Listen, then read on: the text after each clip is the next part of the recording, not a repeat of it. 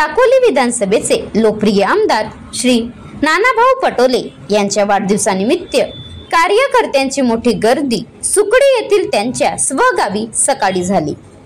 सकाळी गोपीबाबा मंदिरात दर्शन घेऊन जागतिक वृक्षारोपण दिनानिमित्त जिल्हा परिषद शाळेमध्ये वृक्षारोपण केले व पर्यावरण संवर्धनाचा संकल्प केला।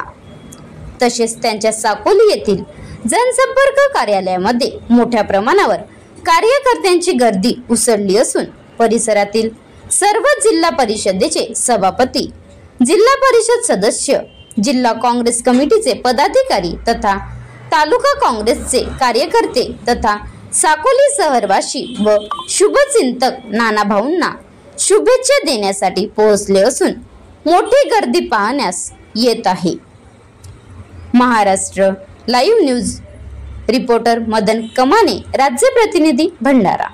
आता गाडीवर मोबाईल नंबर नाही तर इमर्जन्सी QR कोड वापरा, जे तुम्हाला अडचणीच्या वेळी साथ देईल। बनवा व्हिडिओ, पाठवा व्हिडिओ, आम्ही तुमच्या न्याय हक्कासाठी लढा देऊ। ताज्या बातम्या व घडामोडींसाठी पाहत राहा फक्त महाराष्ट्र लाईव्ह न्यूज। आजच आमच्या चॅनलला सबस्क्राईब करा, शेअर करा, कमेंट करा आणि हो, बेल आयकॉन दबायला विसरू नका। जय महाराष्ट्र।